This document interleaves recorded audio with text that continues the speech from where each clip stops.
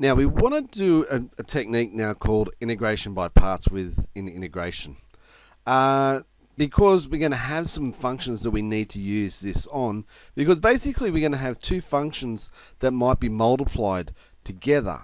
And what we've got to do is we've got to reverse the product rule. And here's the proof of the formula of integration by parts. And you can see where we start with the product rule and start to manipulate it down till we get a situation where we've got an integral of a function equal to a function minus the integral of another function.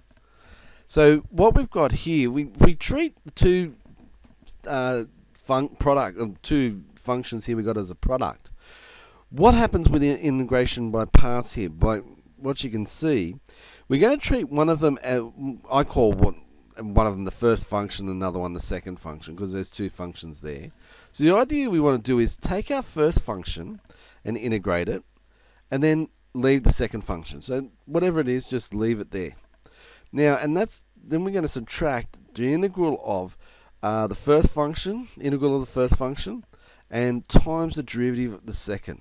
Now, why do we do that? Well, what hopefully will happen when we get to this second function, because you're looking going, well, we're still an integral there, but hopefully the manipulation that goes on with the integrating and deriving means that we get an easier function to integrate here, or it's become more simplified that we can integrate by parts again to break that down. So there's our rule, and I always prefer to remember the rule in terms of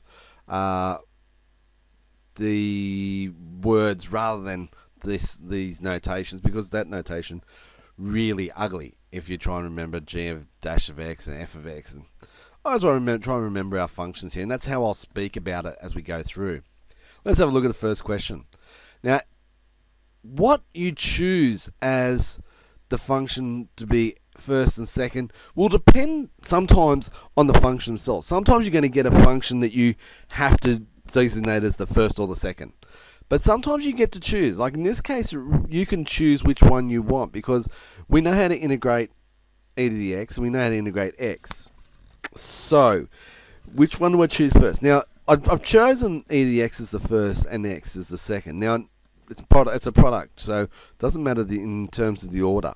So let's see how the rule works. So I integrate my first, which is e to the x, leave the second, which is x, and then I integrate the first minus the integral of the integration of the first times the derivative of the second. Now notice derivative of x is 1, which means I'm just integrating e to the x in the second part, which is very easy, and gives me minus e to the x. Beautiful. That's an easy derivative, easy integral to do. So notice that when we did the first part, when we went from the original function to this integral here, we made it something easier to integrate. What if I would chose the other way? So if I have a look here, and if I chose x as my first and e to the x as the second, so integral of x is x squared on 2 times leaving the second, which should be e to the x.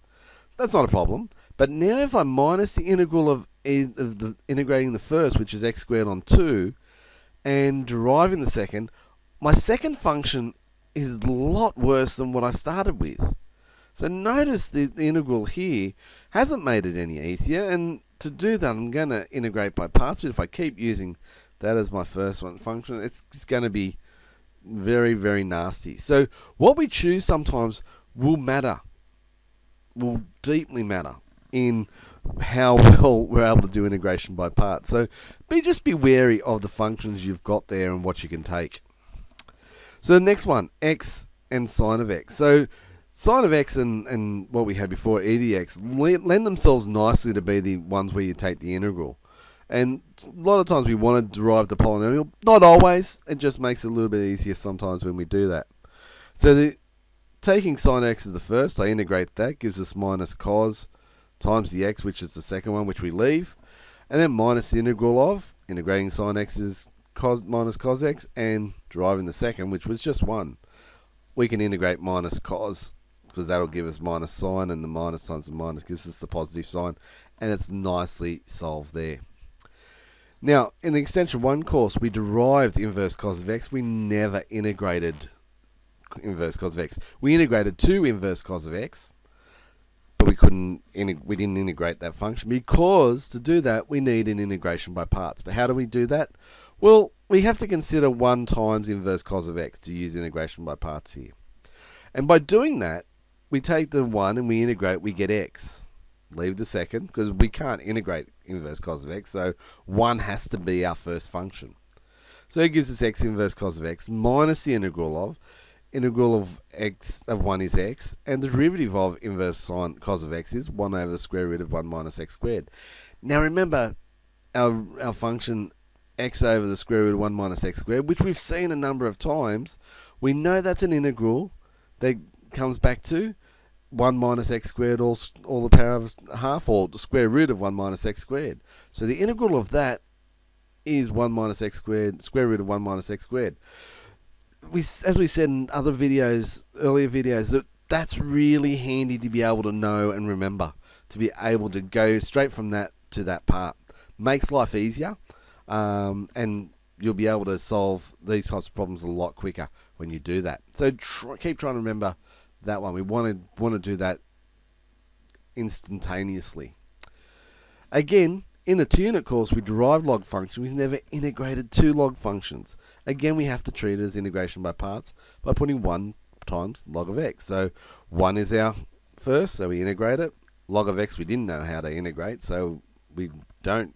It's the one we're going to derive. So we leave it in the first one, minus the integral of 1 is x, derivative of natural log of x is 1 on x, which nicely comes to 1, which integrates to x. So you can see how that one really works out nicely for using integration by parts, but it's an extension 2 technique, so we can't do it in the lower courses. We can only do it here. So there's the first few examples of integrating by parts and how it works. Get to know the functions and that you can take and be able to solve as easy as possible.